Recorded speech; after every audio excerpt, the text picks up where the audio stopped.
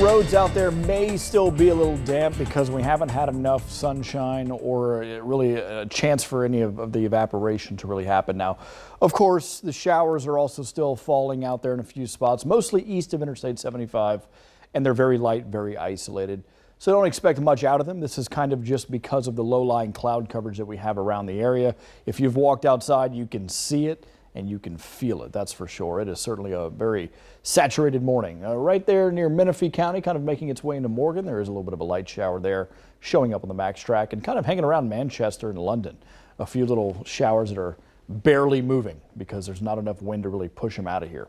Now, the bulk of the rain was with the low that came through yesterday into the evening, and then now it's into Ohio, so we don't have to deal with that anymore.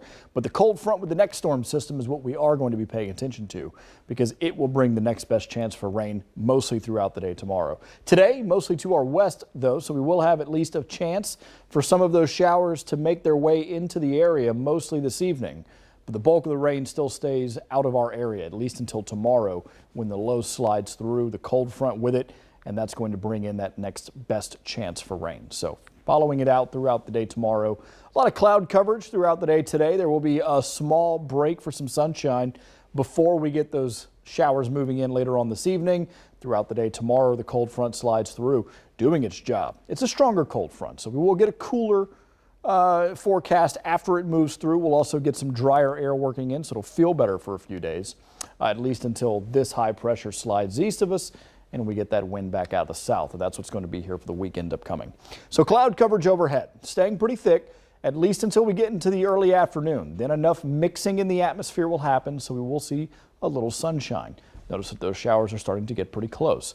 They'll be here by the afternoon and the evening, and really more so into the overnight hours. You see the banks of showers coming through, lasting throughout the day tomorrow, especially with the heating. We'll see those isolated to scattered, even widespread thunderstorms likely throughout the day. On Wednesday, we'll start out with a little clearing with higher pressure, but then we'll also see the clouds build throughout the afternoon, and sure, maybe a few isolated showers throughout the afternoon there. So it's still very active weather. We're not really getting rid of the chances for rain. They just kind of go up and down each day.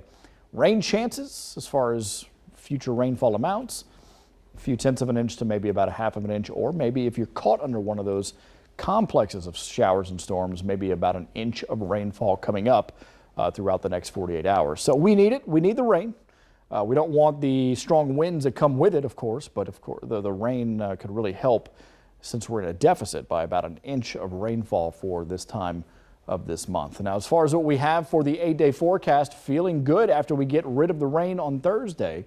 And an isolated shower certainly still possible, but 81 with a low dew point feels pretty good. After that point, we'll warm up, we'll get the humidity back, and by the weekend, the rain chances will still be up and down.